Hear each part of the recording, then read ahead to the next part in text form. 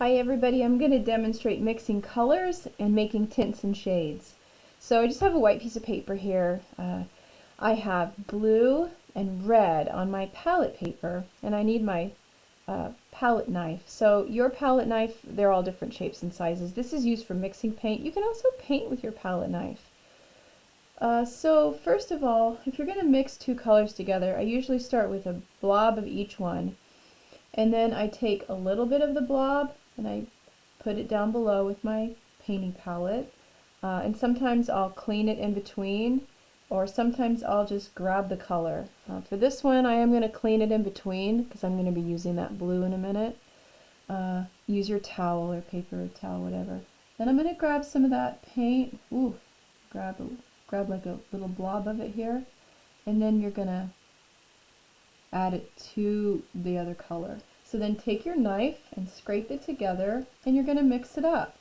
Now in elementary school and probably middle school, you probably used a brush to mix your paints, but I've provided a palette knife because it gives you a better control of your color. It also allows you to scrape it all up, pick it up off the surface, and move it together. So not only use the back side of your palette knife, turn it over. These things are flexible for a reason. Now, if you need to move it to the edge of your table, you can do that. Make sure that you don't make a mess around the edges on somebody's nice table, okay? The more of one color you add, it changes the color. So this one has a little bit more blue than red. It'll change the type of purple that you get. So, I'm just going to scrape that across here so you can see the purple that I got, and this is painting with a palette knife. You can use the palette knife for this project if you want, it's totally up to you. But you can see that's the hue that I'm getting, that purple.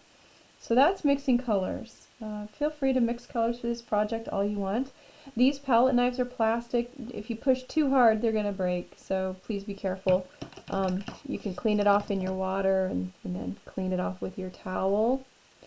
Whatever works. Don't let it dry on there. You have to pick it off. It'll be a big mess. So that's mixing colors. Now I want to talk about tints and shades. So adding black to a color creates a shade. Adding a color to white creates a tint. If you're going to do white, if you're going to use white, try to find a clean space on your palette there. I'd put down just a little bit of white, and then you're going to add your color to the white. So this is the key with making something with white. So add a little bit of that color. I mean, if I add a tiny little bit, it's really going to change that white. So I'm going to get a super light baby blue.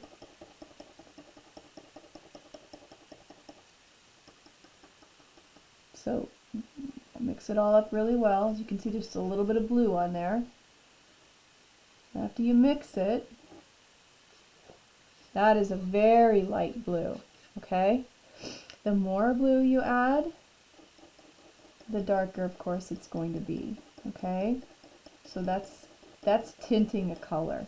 If you start with blue and you start adding white, you're going to have a big old pile of paint and you're probably not going to use it all. But if you're using a massive, or you have a big canvas, then it doesn't matter which one you mix up, okay? First, as long as you get the color that you're looking for. I always have a little piece of paper and I try out my color first before I apply it to my canvas, okay? Just clean that off. Now I'm going to talk about making a shade. So here's where you do not need very much black, okay? If I'm going to, let's say I want to make a dark red, for example, because I'm not using this red, I'm done with the red because I've done painting on my red. I'm going to pull this black and I'm going to add the black to my red. Now I'm just going to use a tiny little bit, okay? So I'm going to add that in there, and it's amazing what a little tiny bit of black can do to a color, okay? It can really darken the color a lot. As you can see, that's a really nice, like, maroon color. You can see that's nice. If I want to make it even darker, I'm going to go pull some more from it and mix that in thoroughly. Now, as you can see, the black takes over. Now, brown does the same. If you want a warmer red, add some brown. But if you want a more just instantly dark, reddish rust color, that's almost a purple. Wow. Then there you go. Okay? So that's tinting a color by adding the color to the white, or shading a color by adding the black or brown. Brown is warmer, remember, to a color. All right, so mix away. That's my demo on mixing. You'll be mixing paints for the rest of the semester, so hopefully you found that handy. Clean your stuff when you're done. When your paint palette is full and it's done and you don't have any more space, let it dry, fold it up. Sometimes I put mine inside newspaper, or I attach it to a newspaper so it sticks to it, and then I have to throw it out, okay? Or you can use up all your paint. Ideally, use your paints instead of wasting them. Okay, thanks for watching.